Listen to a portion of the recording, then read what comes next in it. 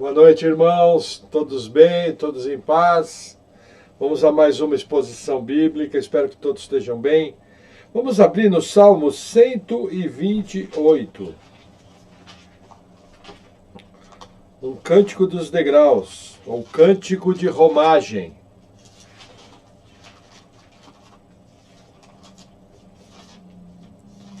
Salmo 128. Diz assim a palavra do Senhor. Bem-aventurado aquele que teme ao Senhor e anda nos seus caminhos, pois comerás do trabalho das tuas mãos, feliz serás e te irá bem. A tua mulher será como a videira frutífera aos lados da tua casa, os teus filhos como plantas de oliveira à roda da tua mesa. Eis que assim será abençoado o homem que teme ao Senhor. O Senhor te abençoará desde Sião, e tu verás o bem de Jerusalém em todos os dias da tua vida, e verás os filhos de teus filhos, e a paz sobre Israel. Amém. Até aqui. Vamos orar. Senhor, obrigado por mais um dia, obrigado pela tua palavra. Nós oramos em nome de Jesus, pedindo que o Senhor venha com o teu poder, que o Senhor venha edificando tua igreja, que nós possamos aprender de ti, Senhor, em nome de Jesus. Amém. Amém. Então vamos ao nosso texto base, Evangelho de Mateus, agora no capítulo 7.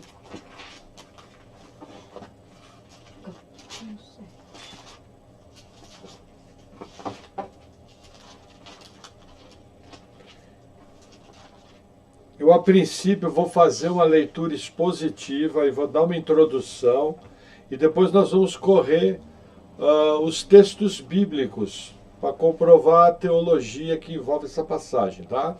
Então vamos lá. Mateus 7, versículo 1 diz assim: Não julgueis, para que não sejais julgados, porque com o juízo com que julgardes, sereis julgados, e com a medida com que tiveres medido, vos tornarão a medir. Até aqui. Veja, Jesus agora, na sequência do Sermão do Monte, ele vem falando do juízo temerário. O que acontece?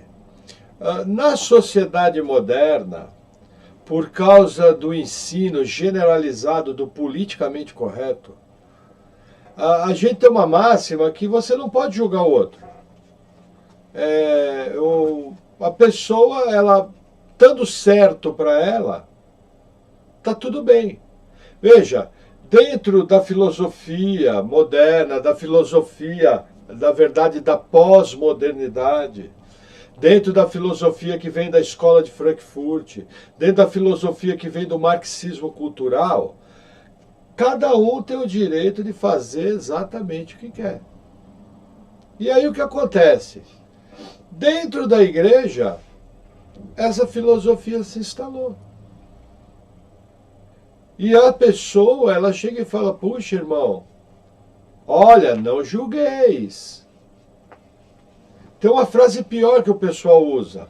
Por exemplo, quando é comentado alguém cometeu um pecado, normalmente a frase clássica é assim: olha, eu não estou aqui para julgar ninguém, mas aconteceu tal coisa. Gente, isso aí é em geral. Só que veja, pode parecer piedoso, pode parecer respeitador, mas não é bíblico.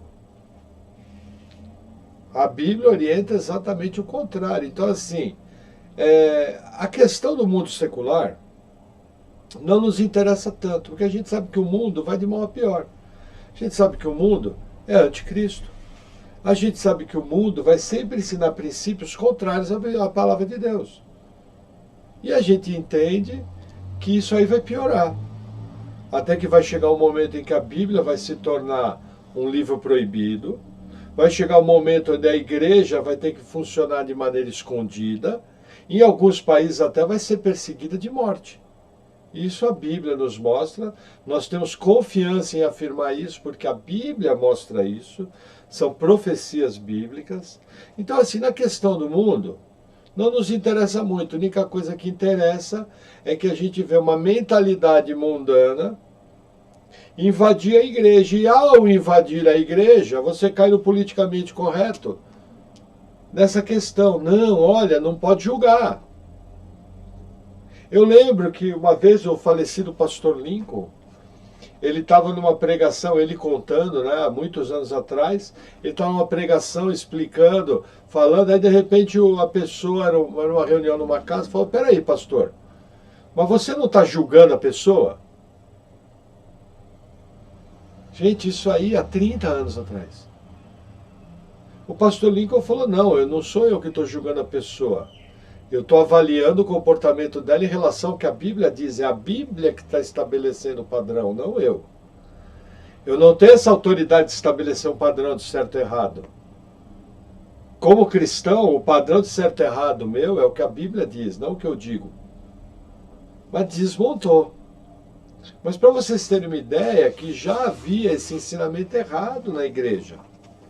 E é muito comum a igreja abrir mão de falar aquilo que é correto. Veja, quem precisa ser luz do mundo e sal da terra está ficando quieto.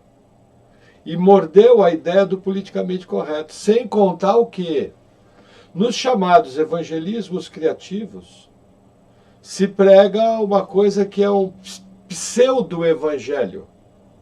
Não é o evangelho bíblico.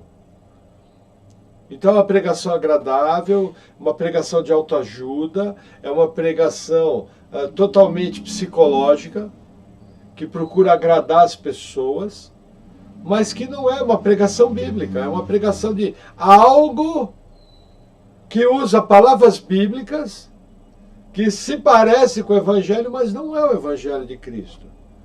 Tanto é que não pode produzir salvação. Nós entendemos que um dos maiores campos missionários do Brasil é a igreja evangélica. Por quê? Porque tem muita gente que não nasceu de novo. Se não nasceu de novo, o destino é o inferno. Agora, essa palavra aqui, tirando o que ela envolve, o assunto é muito vasto na Bíblia. Então nós vamos estar dividindo esse estudo em duas palavras. Hoje eu não vou falar da interpretação da passagem. Hoje eu vou falar da base doutrinária bíblica sobre julgamento, da base neotestamentária sobre julgamento. E aí, na próxima palavra, para o domingo que vem, aí sim eu vou estar fazendo a interpretação da passagem. Porque é muito vasto o assunto. Então vamos agora analisar a teologia bíblica sobre julgamento. Amém? Então vamos lá. Primeiro texto. Carta de Paulo aos Romanos, capítulo 14. É um texto clássico da palavra.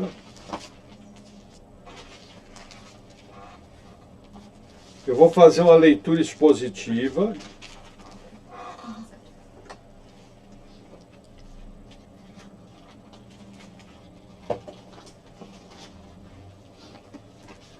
Romanos 14, versículo 1. Ora, quanto ao que está enfermo na fé, recebei-o, não em contendas sobre dúvidas. O que acontece? Paulo fala que existem pessoas que estão enfermas na fé por causa de dúvidas, por causa de debilidades na sua fé. Então Paulo fala o seguinte: recebe esse que está enfermo na fé, e inclusive não faça contenda sobre as dúvidas dele. Qual é a obrigação da igreja? Não é contender. A obrigação da igreja é suprir as deficiências da fé. Esse é o trabalho da igreja. E aí Paulo continua explicando. Veja que interessante. Versículo 2. Porque um crê que de tudo se pode comer, e o outro que é fraco come legumes. Olha que interessante, as dietas, os jejuns. Que havia duas categorias de crentes. Uma que era chamada, os fortes da fé, que comiam de tudo, não tinha dificuldade nenhuma. E uma outra, veja aqui, Aparentemente, no caso, não é nem judeu. Parece que são pessoas de uma outra origem, porque a pessoa come legumes, uma dieta vegetariana. O que acontece? A Bíblia reprova a dieta vegetariana? Não. Mas a Bíblia reprova dietas que têm um caráter religioso. E muitas das dietas vegetarianas são para se alcançar níveis espirituais. Aí é uma prática de ascetismo que a Bíblia reprova. Mas aqui no caso, a questão é o seguinte, veja que interessante. Ele fala que quem come legumes é fraco. Aí você fala, mas baseado em quê que é fraco? Porque ele não está afirmado na totalidade da verdade da palavra. Se ele conhecesse profundamente a palavra, e ela tivesse arraigado no coração dele, ele ia lembrar que baixou um lençol, onde foi liberado tudo quanto é tipo de carne para comer. E Deus fala para Pedro, olha, não consideres impuro aquilo que Deus purificou. Então eu achar que eu vou agradar a Deus por algum tipo de dieta, é ser fraco na fé. Esse é um ponto que eu coloco aqui. Mas o texto continua, versículo 3. O que come, não despreze o que não come. E o que não come, não julgue o que come, porque Deus o recebeu por seu. Primeira coisa, a Paula não come nada. Eu não vou desprezar ela. Aí o Rodrigo só come legumes, me vê no churrasco. Ó, tá vendo? Aquele irmão tá comendo carne.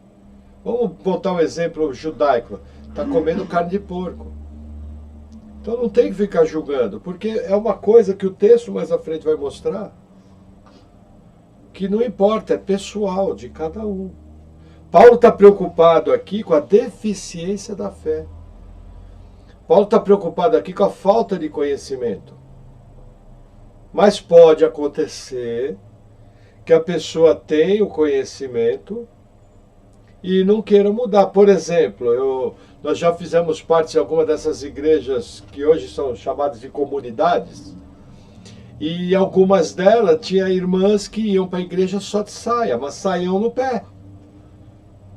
Aí você perguntava para a irmã, fala, irmã, você sabe que não é obrigatório usar saia? Sei.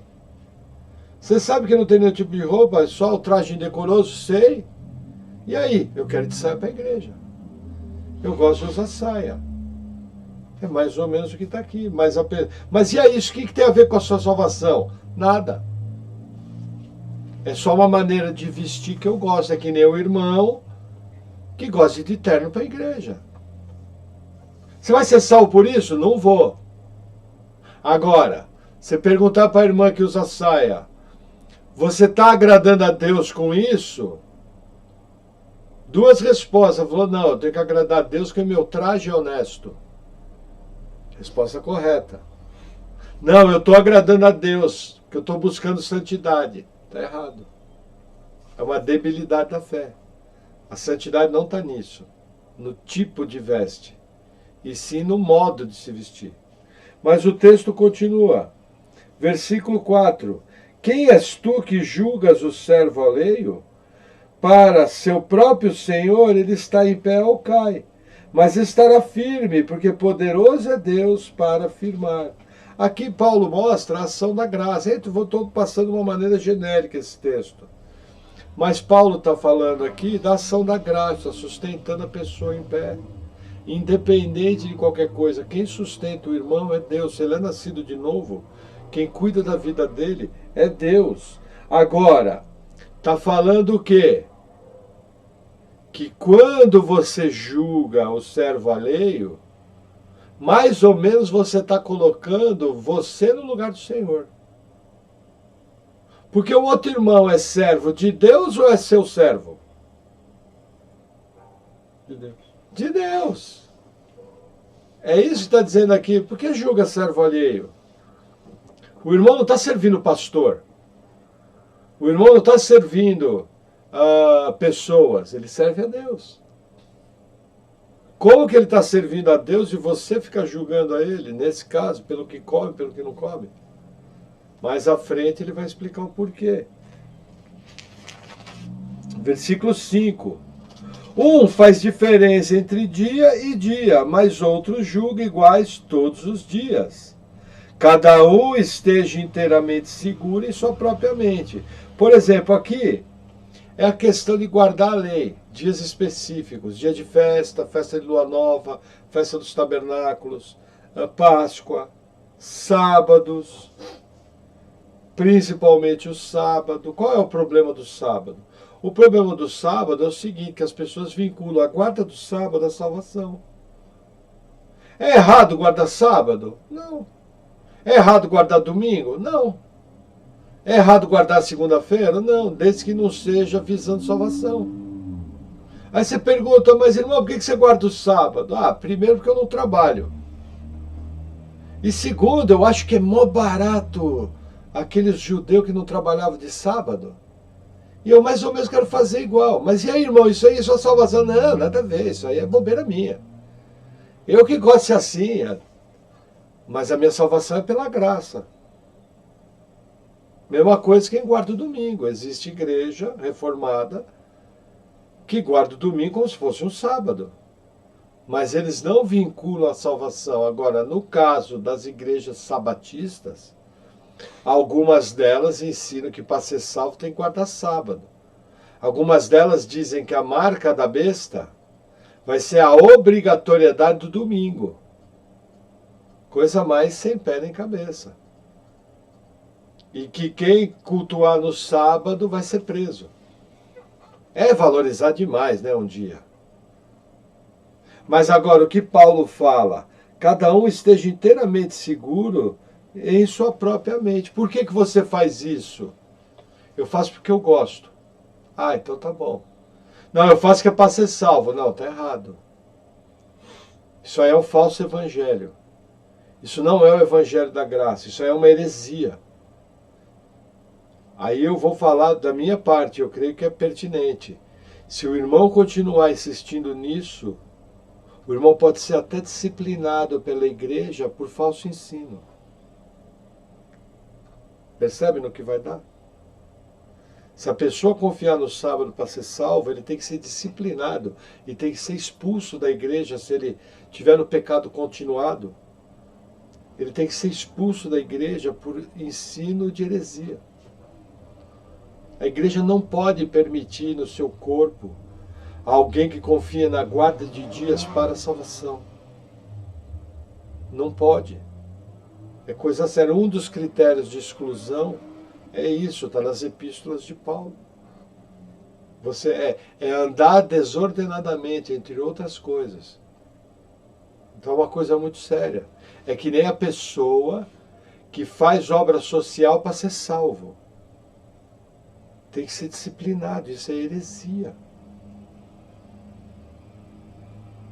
Um arminiano, dentro de uma igreja calvinista, que acha que foi ele que creu, se para ele o crer não é uma obra, não é caso de disciplina. Por exemplo, quando a gente era arminiano, para nós o crer não era obra. Para nós o crer era simplesmente um crer, normal. Ah, é obra? Não, que isso. Deus que salvou. Não tem problema. Mas se o cara vincula isso à salvação, é falso ensino. Aí você tem que sentar, orientar, ensinar, discipular, mostrar na escritura, fazer visitas pastorais, fazer orientações. Agora, passou 2 anos, o cara está pensando na heresia, tem que ser excluído. Porque é o pecado continuado. E aí o que acontece? Aquela laranja podre vai contaminar os outros do cesto. É uma coisa muito séria, muito séria. Entendeu? Precisa se tomar muito cuidado com isso. Quando a gente fala em expulsão da igreja, em exclusão do rol de membresia, o pessoal fica meio assim. Mas a Bíblia tem critérios sérios. E, gente, talvez a pior coisa numa igreja é a heresia. Pior coisa é isso, ainda mais vinculando uma prática humana à salvação, salvação por obras. Porque isso transforma a igreja em catolicismo romano, isso transforma a igreja no espiritismo. É a pessoa pagando a salvação, por isso que não pode permitir. Ô irmão, não julgueis. Vamos ver se a Bíblia fala isso. Aí vamos lá. Versículo 6. Aquele que faz caso do dia, para o Senhor o faz. E o que não faz caso do dia, para o Senhor não o faz. O que come, para o Senhor come. Porque dá graças a Deus. E o que não come, para o Senhor não come. E dá graças a Deus. O que ele está falando? Por exemplo, a pessoa ela acha que ela vai servir melhor a Deus ficando um dia em casa, só lendo a Bíblia, ouvindo palavras, separando para o Senhor. O outro acha que vai glorificar mais a Deus, mantendo uma dieta. Ah, não quero comer carne de porco, quero comer camarão, não quero comer isso. Normal. Só que ele está fazendo para o Senhor. Ele acha na cabeça dele que dessa maneira ele está agradando o Senhor de alguma forma. Mas em tudo ele está dando graças. Veja, Paulo não vê problema nisso. Porque ele coloca os dois na mesma categoria. Porque não está vinculando a salvação. Não é um falso ensino. Perguntar por que você vai de terno para a igreja? Eu acho que o melhor exemplo aqui encaixa a roupa. Por que o irmão vai de terno para a igreja? Todo mundo está de bermuda. Ah, porque eu gosto, irmão. Eu acho que eu me sinto melhor e agrado mais a Deus assim. Mas isso é só para mim, não é para você. Tá bem com a sua bermuda? Ô, fica na paz. Até bacana essa bermuda, hein? Eu queria uma dessas para mim. Dar as voltas, tudo. Entendeu? Normal, não está vinculando. Agora, a pessoa chegar e falar, porque está escrito, pega a tua melhor roupa e vai para casa servir o teu Deus, e aí já vira um legalismo. Aí você já está com um grande problema. Por exemplo, um pastor que prega de terno. Ele faz aquilo porque a visão dele é que é o correto. Cabe a um pastor pregar de terno. Está errado? Não. Mas e se o pastor quer pregar de bermuda, está errado? Não. Ah, mas aqui na minha igreja não funciona. Que bom que a igreja não é sua, porque tem outra igreja que pensa diferente. Mas um não julgue o outro, porque não tem vínculo de salvação. Não é indecoroso, não está de maneira errada. Então é assim que funciona. Eu, por exemplo, não tenho nenhum problema pregar de terno, e eu também não tenho nenhum problema pregar de bermuda. Eu tenho problema com o falso ensino do púlpito. Eu tenho problema de eu estar ensinando coisa errada, coisa que não é bíblica. E acabou. Agora, tem gente que tem problema, jamais colocaria uma bermuda. Não, pô, amém, não coloque, irmão. Jamais colocaria, pregaria de calça jeans, amém. Mas não vincule isso como legalismo, como lei. Amém? Vamos seguir. Versículo 7, a explicação de Paulo. Porque nenhum de nós vive para si, e nenhum morre para si. Porque se vivemos, para o Senhor vivemos, se morremos, para o Senhor morremos. De sorte que ou vivamos ou morramos, somos o Senhor. Porque foi para isso que morreu Cristo e ressurgiu, e tornou a viver, para ser Senhor, tanto de mortos como de vivos. O que está falando aqui? Para quem que você vive? Para o Senhor. Isso é o que importa. O importante é você viver sua vida consagrada ao Senhor. E aí o texto continua. Versículo 10. Mas tu, por que julgas a teu irmão? Ou tu também, por que desprezas teu irmão? Pois todos havemos de comparecer ante o tribunal de Cristo. Porque está escrito, como eu vivo, diz o Senhor, que todo joelho se dobrará a mim e toda língua confessará a Deus, de maneira que cada um de nós dará conta de si mesmo a Deus. Olha o que está falando. Você fica julgando o irmão que usa terno, que usa bermuda, que usa saia, que usa calça, mas vocês todos vão comparecer diante do tribunal de Cristo para responder pelas suas obras. Todos vão responder, todos vão responder. Porque você é servo de Jesus. Então para de desprezar o irmão que usa terno. E para de julgar o irmão que usa bermuda. Deixa ele servir a Deus da maneira dele. A Bíblia não é clara. Se a Bíblia não é clara, muito menos eu. É uma coisa que eu tenho que entender. Tudo isso vai ser resolvido no tribunal de Cristo. Isso é uma questão muito séria. Eu lembro quando eu fui salvo, a Paula vai lembrar disso. Eu sempre tive muito acesso no meio de outras igrejas, pentecostal, conversava com todo mundo. E era bem recebido por todo mundo. Nossa, o que os irmãos queriam me enfiar um terno. Lembra? E o que eles queriam me colocar? Não, você precisa ir para uma igreja boa. Só que veja, eu estava numa das melhores igrejas da cidade. Com ensino consistente, uma teologia boa, visando o ensino da palavra, devocional diário. Só que muita gente que queria me meter um terno, mal lia a Bíblia. Enquanto nós, nessa igreja, devorávamos a Bíblia diariamente. Segunda e terça eu tinha culto bíblico. Sexta-feira tinha célula com um casal de líderes muito bem. E domingo culto. Quer dizer, de 7 noites da semana, a gente dedicava para Deus 4. Consistente. A segunda e a terça, o estudo bíblico era de rachar. E nós avançamos, em meses avançamos anos de evangelho, mas a turma queria meter um terno, porque era a discussão da época, não era o evangelho da autoajuda. A discussão da época era o costume na igreja, hoje nem se fala disso. Ficou para trás. Mas na época que nós fomos salvos, a discussão era se tinha que usar saia ou não usar saia. A discussão era se a saia tinha que ter fenda ou não. A discussão era quantos dedos abaixo do joelho podia a saia. Ou acima do joelho. A discussão era se você, para servir a Deus, tinha que usar uma roupa social. Isso ficou para trás, fazem 21 anos ficou para trás, porque é irrelevante. Agora, eu conheço irmãos que foram para uma igreja que a gente chama de costume, e eu olho hoje a vida do irmão, ele avançou na fé. Quando ele estava numa igreja porta larga, antigamente usava esse termo, a igreja lá é porta larga ele podia fazer tudo. Entendeu? Hoje você não ouve mais esse termo, igreja porta larga. Tem um portômetro, entendeu? Mas você vê esse irmão quando ia numa igreja normal, ele não, hoje ele está numa igreja de costume rígido, mas para ele foi bom. Porque ele fala, veja, ele conhece versículo bíblico, ele estuda a Bíblia diariamente, ele pesquisa na internet, ele conhece texto bíblico de cor, ele congrega umas 5 vezes por semana. Para ele foi bom. E quando conversa com ele, por exemplo, eu quando estou lá com ele, eu estou de bermuda. E na igreja deles, bermuda só se for para ser excluído. Mas ele não me julga, porque ele conhece meu conteúdo. E me ouve por um monte de coisa. E eu também não julgo ele, porque eu fico feliz de ver ele bem. E ele comenta e fala, cara, eu estava precisando disso. Para mim funcionou que nem uma luva. Hoje eu sou outro tipo de crente. Da maneira que eu era lá, eu não conseguia ser o crente que eu sou hoje. Eu falo, que bom, vai fundo, cara. Vai fundo. Aí ele virou para mim e falou, você não tem vergonha de usar essa bermuda com essa tatuagem? Eu tenho. Eu tenho vergonha da minha tatuagem.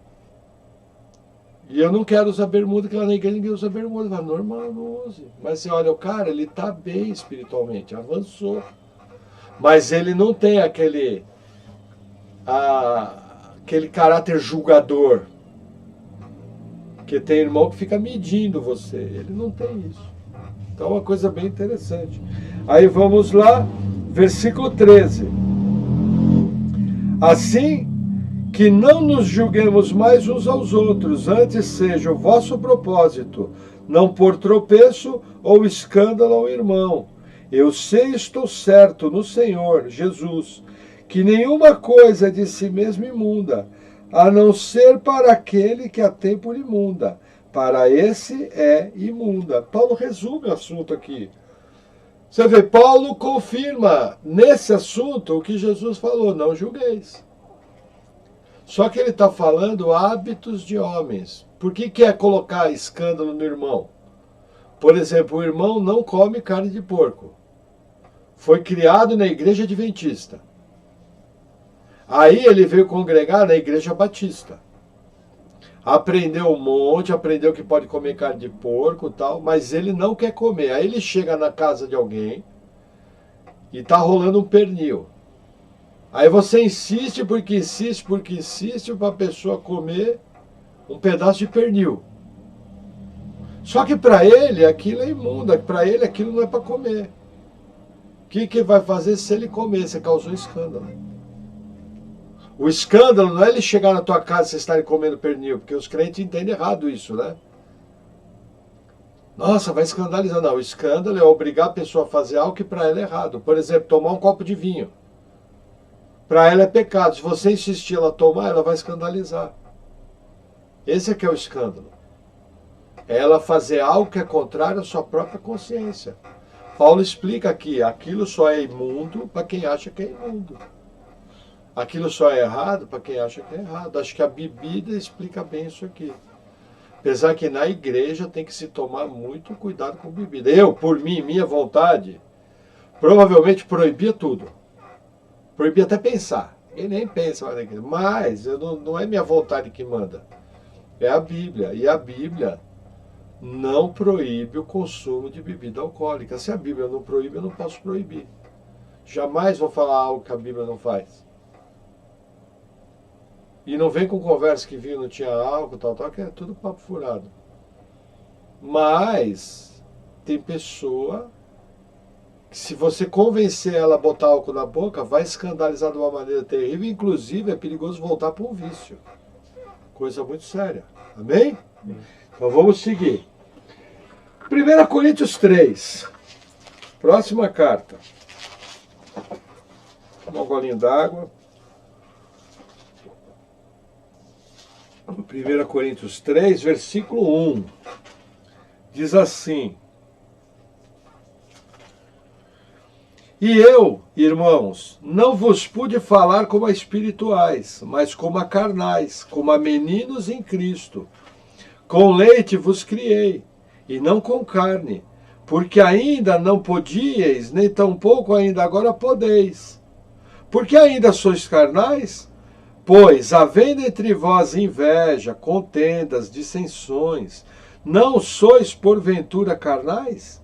E não andais segundo os homens? Porque, dizendo um, eu sou de Paulo, e outro, eu sou de Apolo, porventura não sois carnais? Até aqui. Veja, qual é o caso aqui? Havia uma contenda na igreja. Um falava que era do time de Paulo, outro falava que era do time de Apolo, outro falava que era do time de Pedro. O que Paulo faz? Ele julga a situação e fala, vocês são carnais. Se hoje você chegar numa igreja moderna e chamar o irmão de carnal, vai arrumar pau. Ô irmão, está me julgando? Não, a Bíblia está julgando. Você está com contenda? Irmão, você é carnal. Ah, o irmão não sabe o coração. É, realmente eu não sei o coração, mas eu sei a tua atitude. E essa atitude que você está tendo, ela é uma obra da carne. Porque Gálatas, capítulo 5, fala o seguinte, as obras da carne são conhecidas e são. Aí vai estar lá, porfias, iras, dissensões, facções. Então a Bíblia fala que essa obra sua é uma obra da carne. Se é uma obra da carne, você é carnal. Matou. Aqui Paulo está, para o populacho, Paulo está julgando. Percebe que mudou a maneira? Enquanto estava falando de viver um tipo de vida e onde a pessoa achava que servia melhor ao Senhor, Paulo mandou não julgar. Quando entrou a contenda, eu sou de Paulo. Não, Paulo é mais forte. Paulo, me diz uma coisa, quando é que Apolo viu Jesus na estrada de Damasco? Esse Apolo veio da África, veja, quem evangelizou Apolo foi Priscila e Áquila, tem cabimento? Mulher evangelizou. Como é que vai ser melhor que Paulo? Ah, mas eu gosto de Apolo. Apolo é muito eloquente, é poderoso. Manda ele para sair para Pedro, veja. Apolo, não, mas Pedro também. Apolo não foi açoitado pelo Sinédrio. E você vê, o irmão Lucas estava aqui contando para a gente que Pedro, quando ele passava na rua, a pessoa punha os doentes deitados no chão para ver se a sombra de Pedro curava. O irmão Lucas contou para a gente que teve uma discípula chamada Tabata, Dorcas, que morreu. E Pedro foi lá e orou por ela e ressuscitou. Onde é que Apolo ressuscitou alguém? Mais ou menos o diálogo devia ser assim. O que Paulo fala? Vocês são carnais. Por quê? Porque ele julga a obra. Contenda. Ele faz exatamente o oposto. Fala, Paulo, peraí, foi você que escreveu Romanos mesmo? Peraí, irmão, vamos sentar e conversar. Você no capítulo 14 aqui, você não escreveu isso? Mas ele está mostrando a diferença. O que é o julgamento bíblico? Amém? Vamos mais um texto. 1 Coríntios 4. Hoje é a festa dos coríntios. 1 Coríntios 4, versículo 1. Diz assim: que os homens nos considerem como ministros de Cristo e mordomos dos mistérios de Deus. Além disso, requer-se dos mordomos que cada um se ache fiel. Todavia, a mim muito pouco se me dá de ser julgado por vós, ou por algum juízo humano, nem eu tampouco a mim mesmo me julgo, porque em nada me sinto culpado, mas nem por isso me considero justificado, pois quem me julga é o Senhor. Veja que interessante.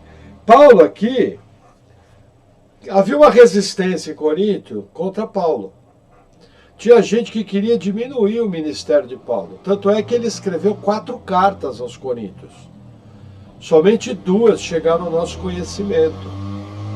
E esse texto aqui é interessante, que o que ele chama de ministro de Cristo, no caso dele, é a palavra grega upereta, aportuguesando a palavra uperetes, que é o remador das galés antigas que remava acorrentado ao barco.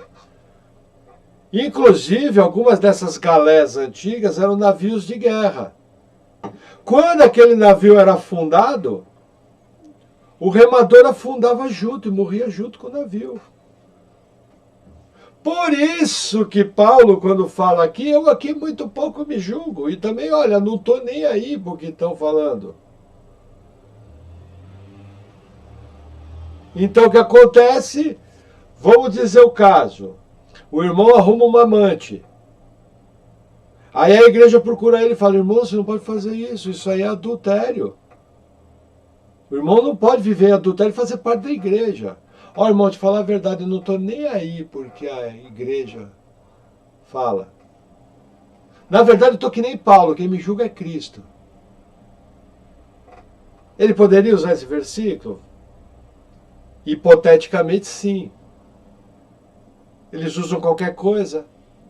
Mas eu pergunto, é o que Paulo está falando aqui? Não. Paulo está falando o seguinte, que o ministério dele, quem deu foi Cristo. Os princípios do ministério dele foi Cristo que deu, são bíblicos.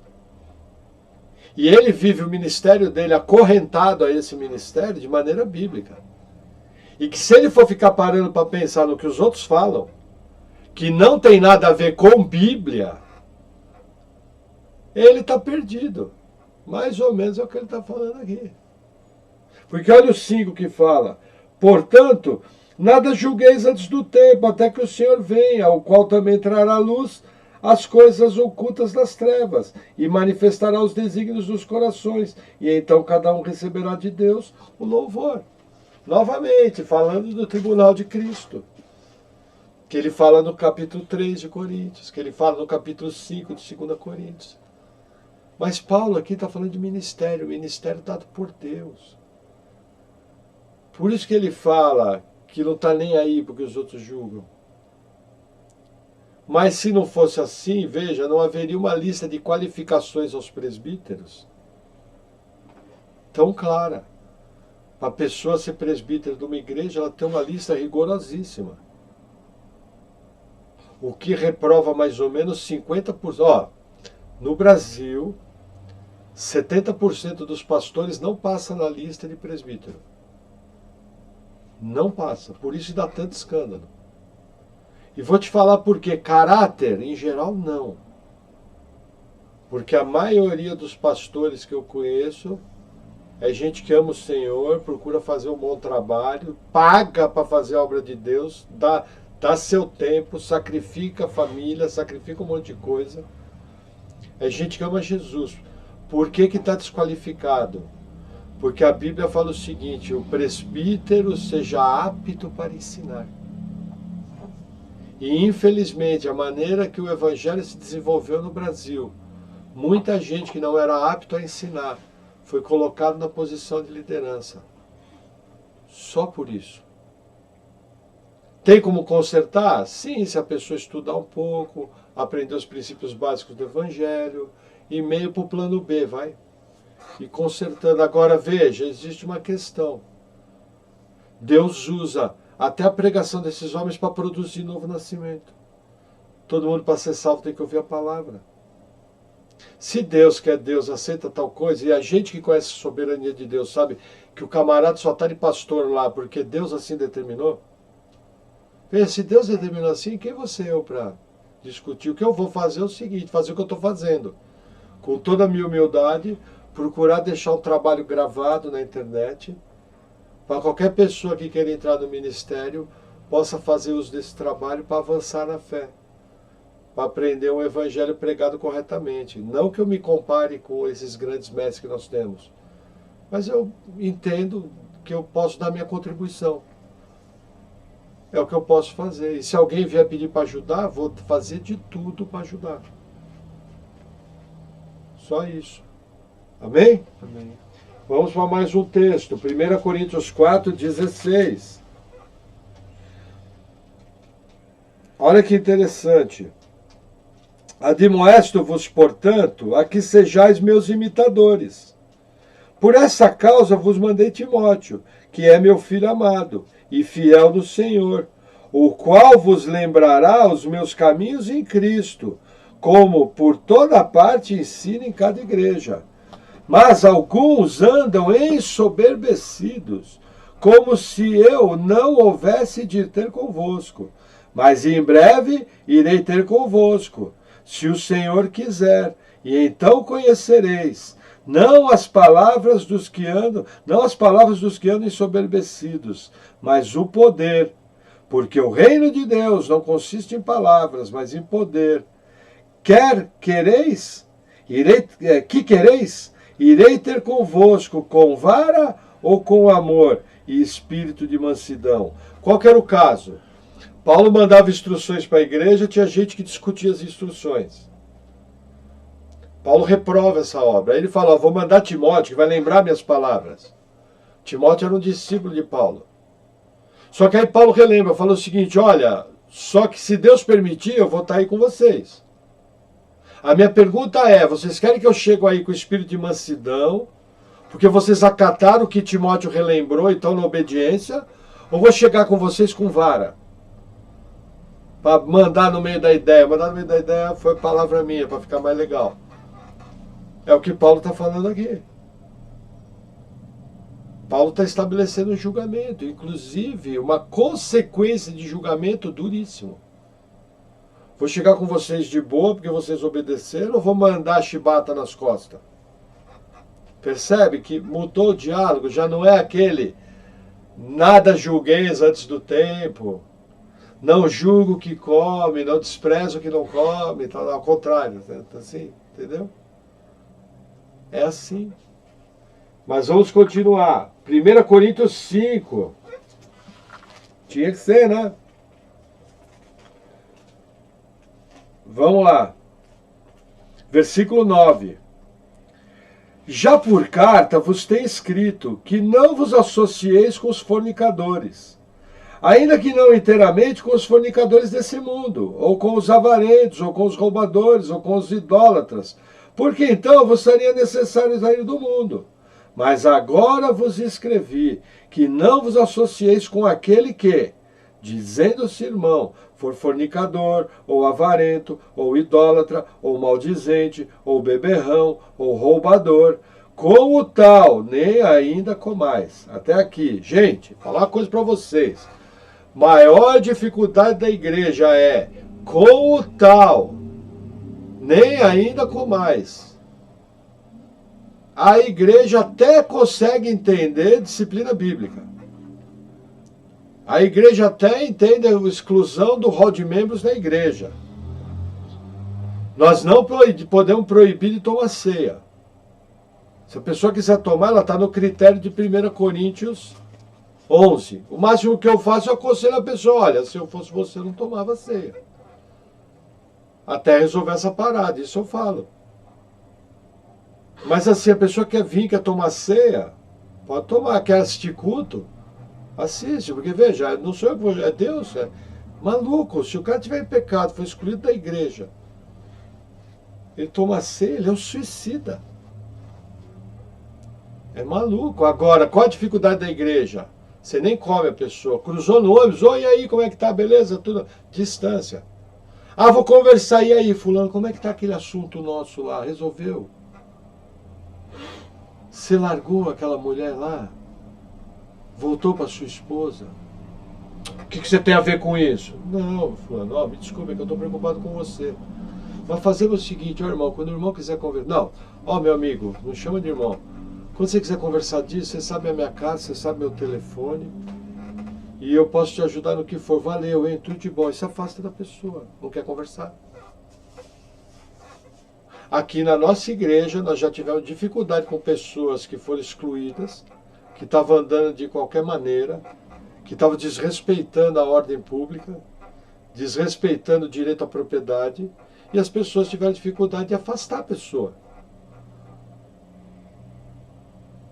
Tiveram dificuldade, e tinha que afastar. A ordem bíblica é essa. Agora, o que atrapalha? O politicamente correto. É isso que atrapalha. Agora, a pergunta é, você quer agradar a Deus ou você quer agradar os homens? O mais difícil para mim na igreja é, com o tal nem com mais. Disciplina bíblica, apesar de ser difícil o pessoal entender, tu me entende. Agora, não comer com a pessoa, não ter comunhão íntima. Por exemplo, nós tivemos pessoas que foi conversado com a pessoa, não era caso de exclusão, porque não caía nesses negócios, mas foi conversar com a pessoa e falou, ó, fulano, você está em pecado. Ó, se fosse você, eu não tomava ceia. A pessoa falou, não, eu não quero saber de ceia, eu quero resolver essa parada. Mas nós tínhamos contato com a pessoa, orientávamos, conversávamos, a pessoa estava lendo a Bíblia, a pessoa estava vindo para a igreja, a pessoa estava tentando consertar, é outro papo. É outra conversa, a pessoa está tentando conversar. Agora, o camarada é maconheiro, é bebum, e você vai ficar de oi com ele? Mas pastor, ele é doente, ele que vai procurar ajuda a se tratar. Ele é doente, mas se botar o zíper na boca, não bebe. Se fizer uma cirurgia, costurar a boca, pelo nariz ele não vai beber, não. Entendeu? Porque hoje em dia todo mundo é vítima, a cultura do vitimismo. Ah, eu só queria ser feliz. Pô, para isso precisa arrumar 4 mulheres. Uma em cada vila. Ah, pastor, mas a Bíblia fala a carne é fraca. Jesus falou isso. Ainda bota a Bíblia e bota Jesus no meio. Percebe a seriedade? Agora, com o tal nem com mais é um problema. A igreja precisa orar por revelação da parte do Espírito Santo e entendimento. Que você não pode ter comunhão com pessoas que foram expulsas da igreja.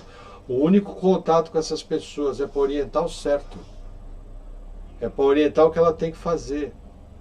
E mostrar o erro. Esse contato é bíblico.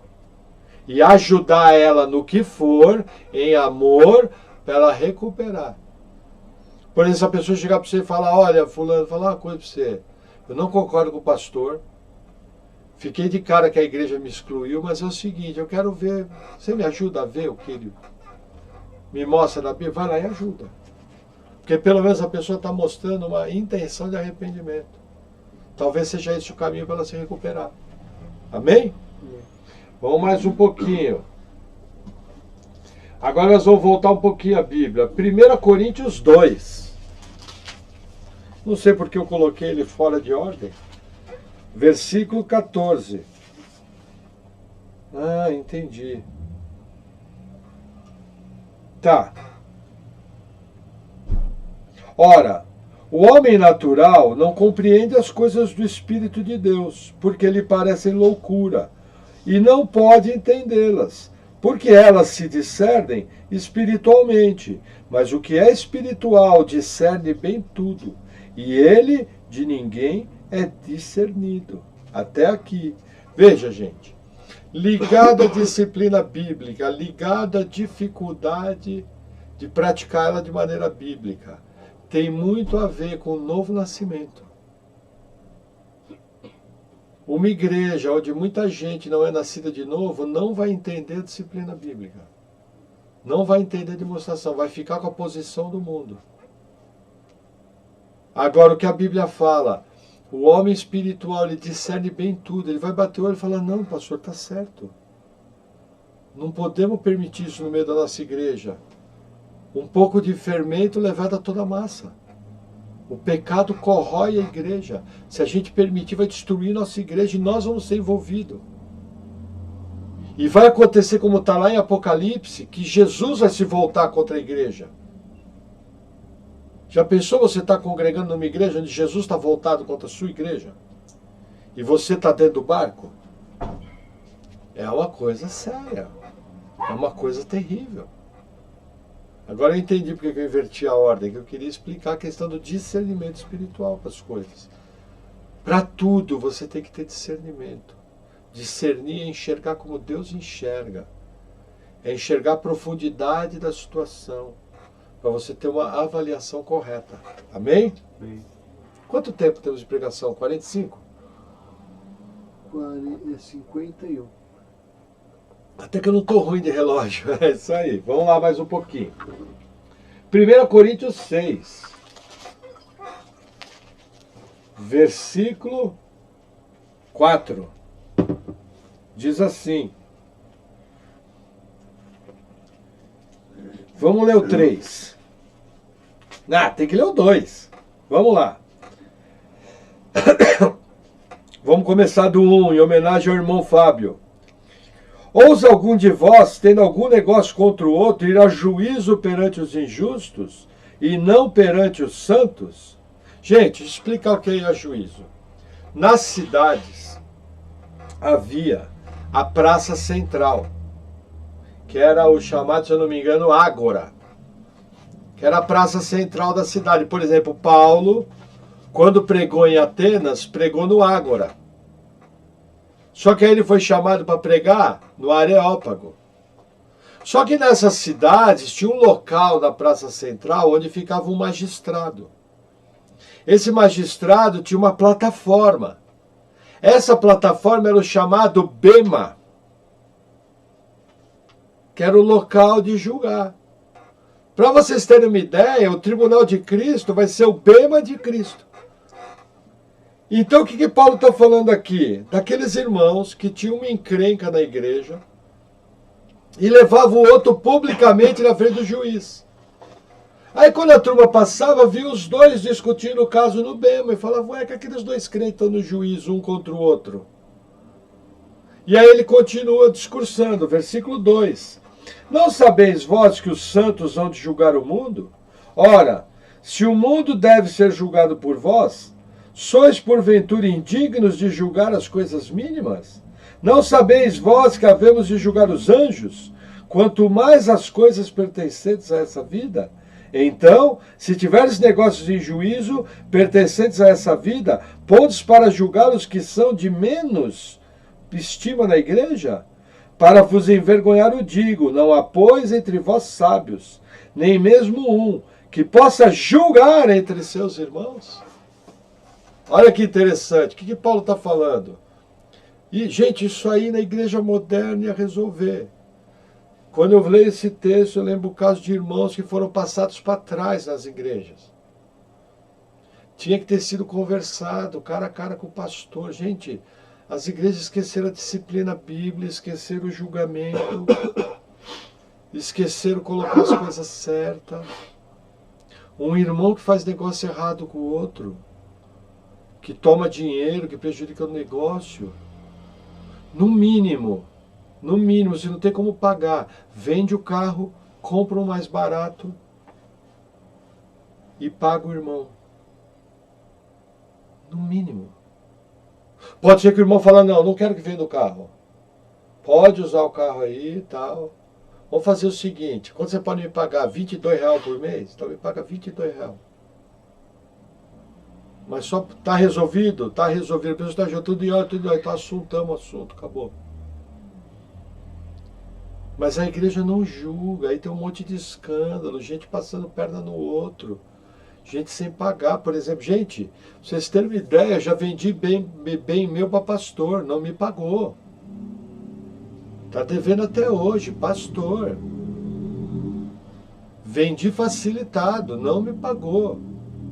Eu poderia tomar uma atitude contra esse pastor na direção da igreja? Eu poderia, eu não fui, eu escolhi não ir.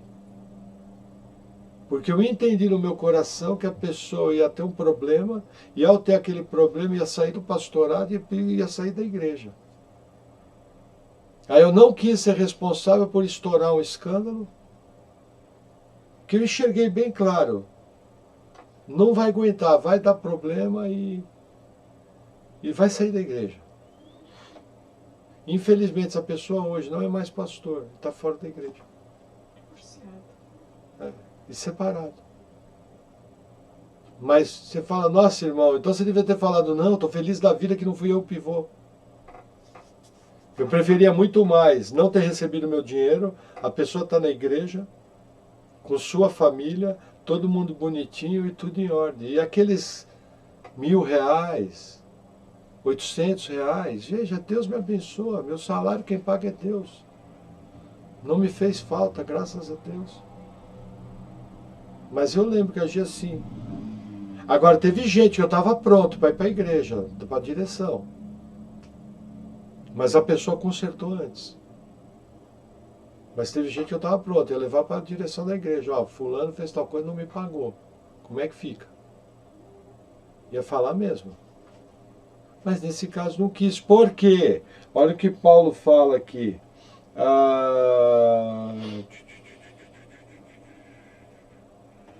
Cadê? Aqui, versículo 7. Na verdade, é já realmente uma falta entre vós, terdes demandas um contra os outros. Por que não sofreis antes a injustiça? Por que não sofreis antes o dano? Eu conheço irmãos que foram passados para trás e falaram, não, vou sofrer injustiça, acabou. Não quero saber. Entendeu? Foi o que eu fiz. Eu não estou querendo pagar o de santo, não. Porque eu fiquei bem indignado. Só que eu avaliei a situação e falei, não vou ser o pivô. Não vou fazer isso. Deixa a pessoa lá. Numa dessa, a pessoa até se lembra e me paga. Entendeu?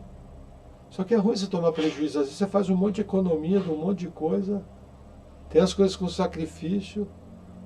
Às vezes você deixa de realizar uma vontade. E aí, de repente, numa coisa vai embora a grana. Mas é bem interessante isso. Graças a Deus não fez falta. Mas vamos seguir. 1 Coríntios 14. Estamos caminhando para o fim. A pregação devia ser Mateus 7, de 1 e 2. Uma viagem por 1 Coríntios. Vamos lá. 1 Coríntios 14, versículo 26. Ah, legal. Tinha que falar desse aqui, não podia deixar escapar. Vamos lá. Que fareis, pois, irmãos, quando vos ajuntais? Cada um de vós tem salmo, tem doutrina, tem revelação, tem língua, tem interpretação. Faça-se tudo para edificação. E se alguém falar em língua desconhecida, faça-se isso por 2, ou quanto muito 3, e por sua vez haja um intérprete. Mas, se não houver intérprete, que esteja calado na igreja, e fale consigo mesmo e com Deus.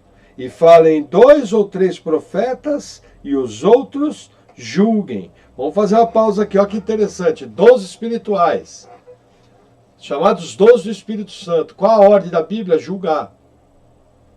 Primeiro julgamento que tem aqui, a pessoa está tendo uma operação do Espírito. Gente, eu tenho que entender o seguinte. Esse língua com interpretação é muito claro, ele é um dom diferente do dom de línguas. No mesmo capítulo, Paulo fala o seguinte: aquele que fala em línguas edifica a si mesmo. E em mistérios fala com Deus. Esse é um dom. É um dom devocional.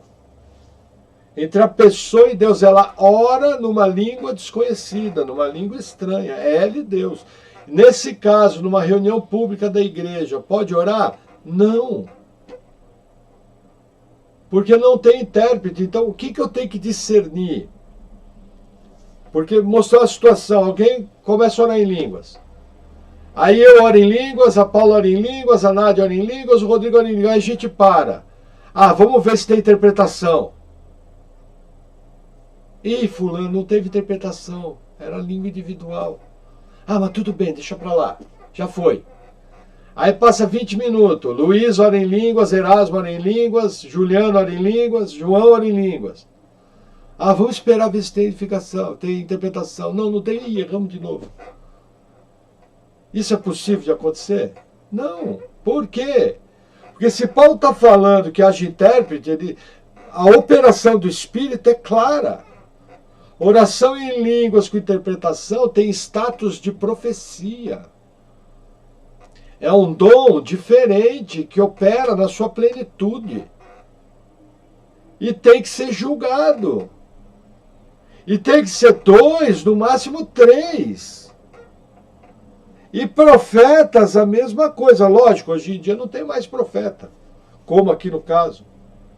Mas hoje em dia existe o ofício do profeta. De repente, alguém inspirado por Deus, num culto, após a explanação da palavra, pode pedir a palavra ao pastor. Pastor, eu tenho uma palavra para a igreja.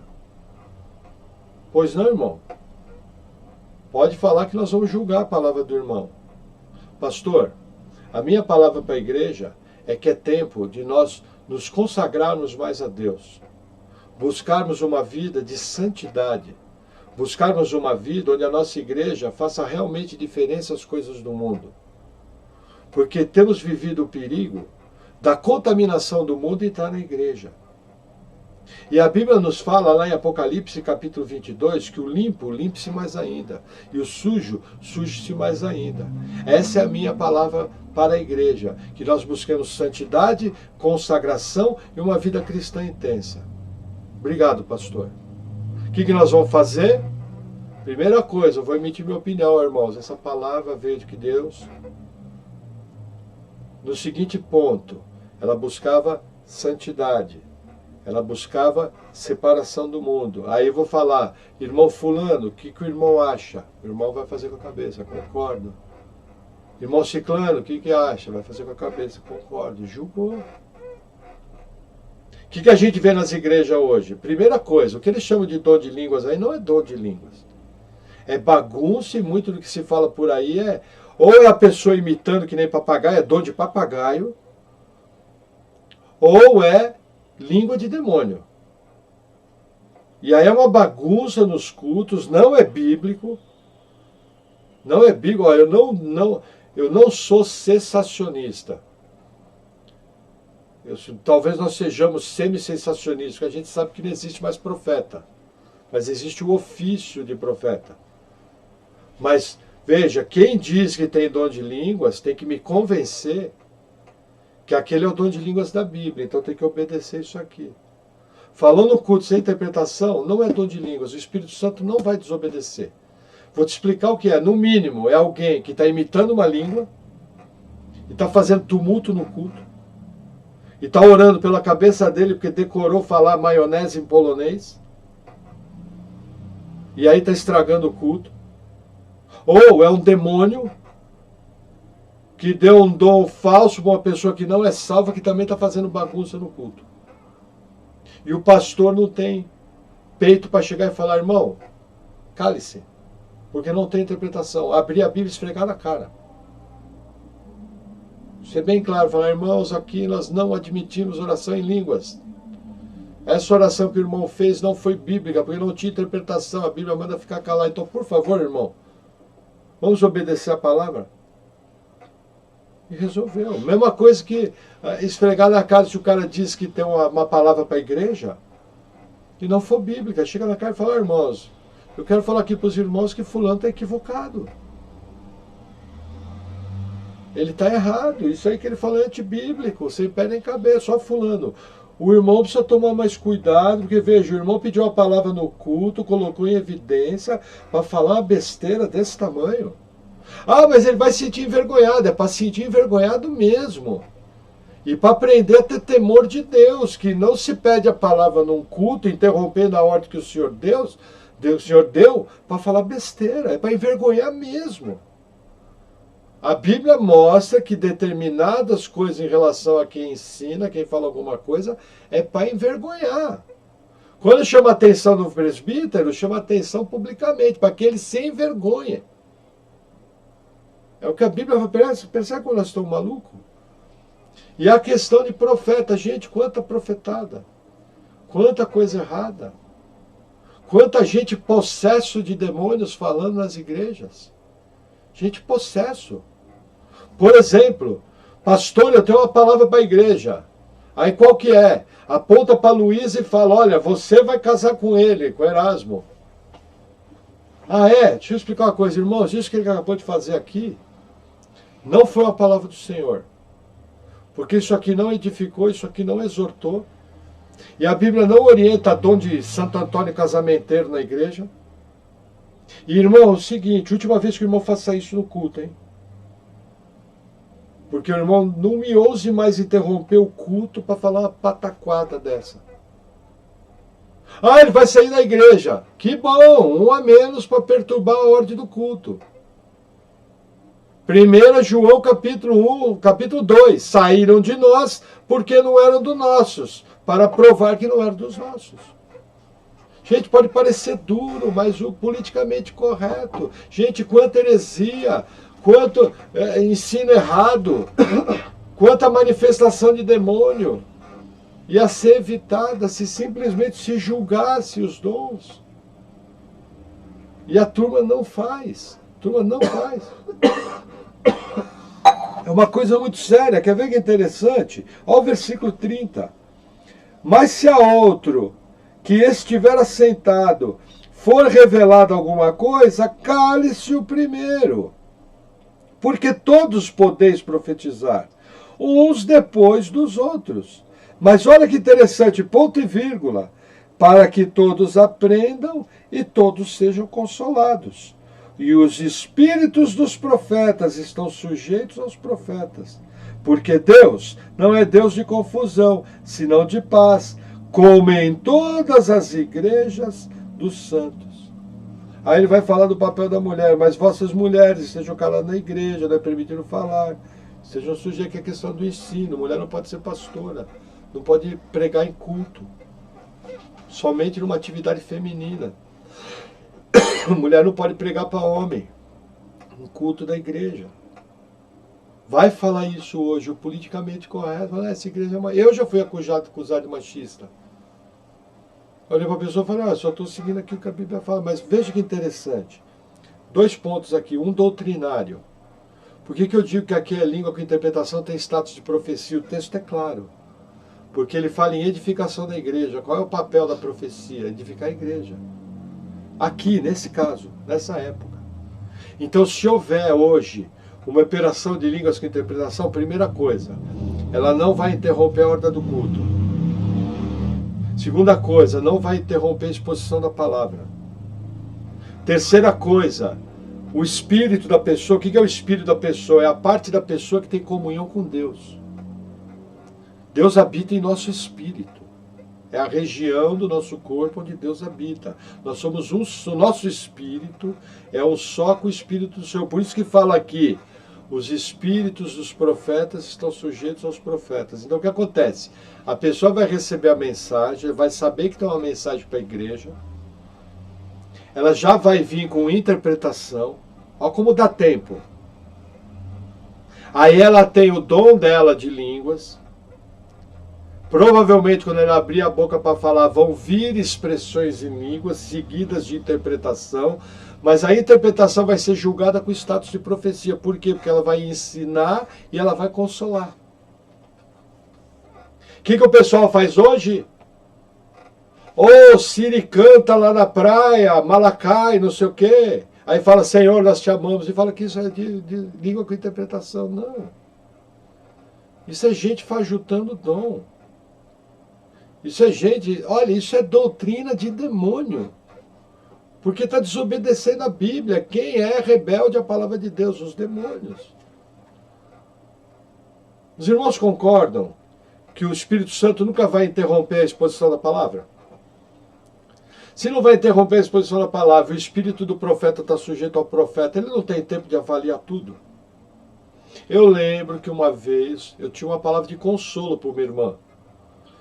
Paula lembra disso, o Senhor que estava se separando. O Senhor me deu a palavra de consolo no louvor da reunião.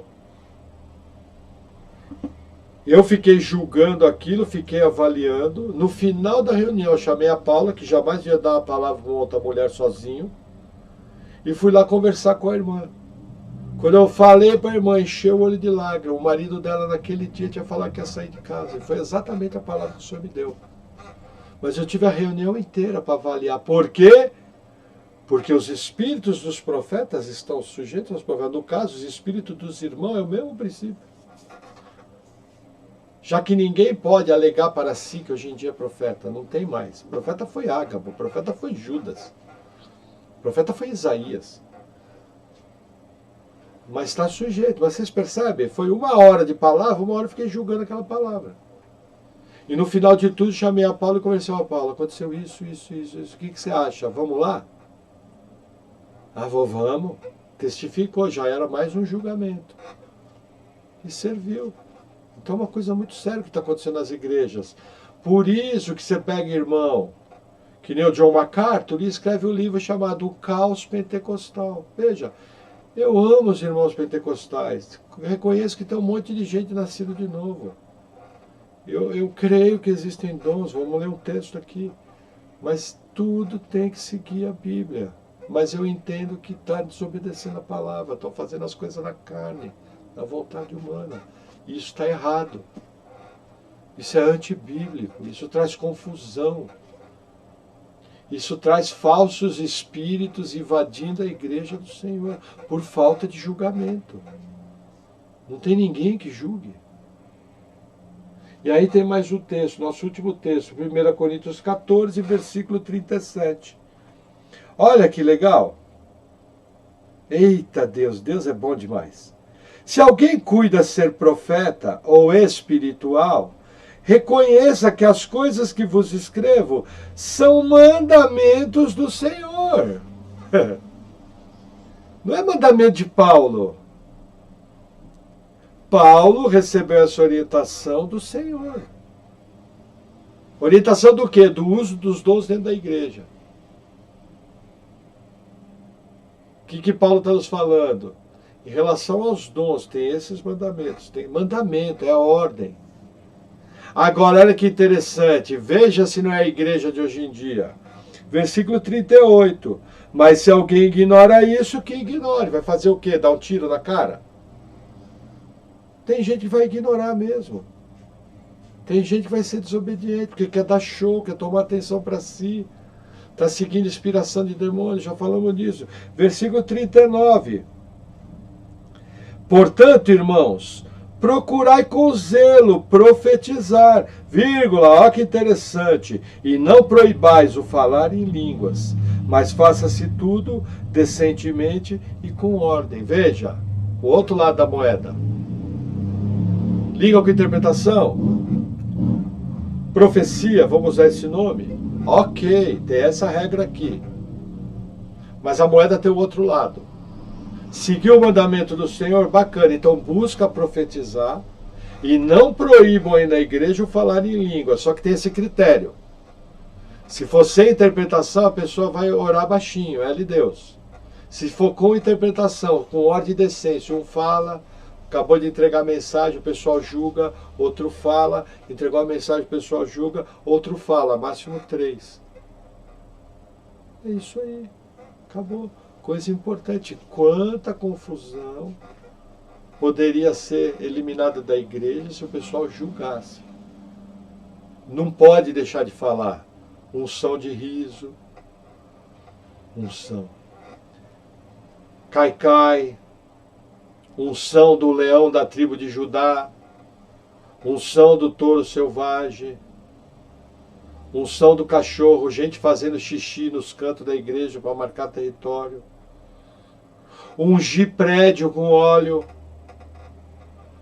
Eu já fiz isso, graças a Deus fui liberto. Como ungir prédio? É o tabernáculo para consagrar os objetos? Da onde tirou? Não tem ninguém com bom senso. Não existe um ministério dos mestres nessa igreja? Não, não existe, pastor. Aqui a gente leva conforme o Espírito dá. Ah, entendi, o espírito de confusão, né? Porque o Espírito Santo edifica a igreja. Ele não é espírito de confusão.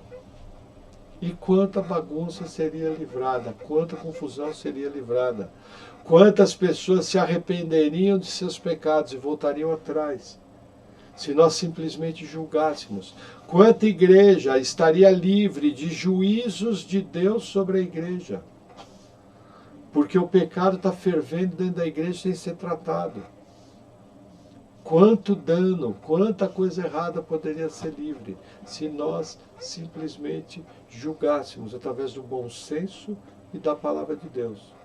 Seria um excelente treinamento para quando chegasse a nossa hora, e vai chegar, de julgarmos os anjos e de julgarmos o mundo. Que nós possamos realmente, de uma maneira bíblica, estar tendo bom senso e estar vivendo uma vida que avalie e julga todas as coisas. O homem espiritual discerne bem tudo. O homem natural não compreende as coisas do espírito, porque lhe parece loucura. Amém? Vamos orar. Senhor, obrigado por tua palavra.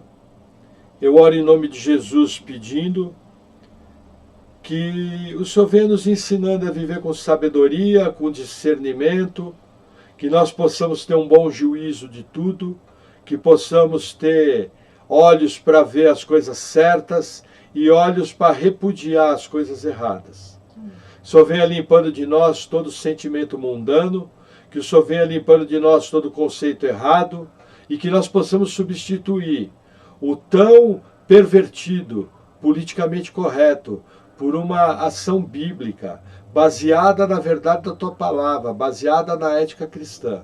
Senhor, sê conosco, vem com o teu poder, dá sabedoria à tua igreja, em nome de Jesus. Amém. Amém, irmãos?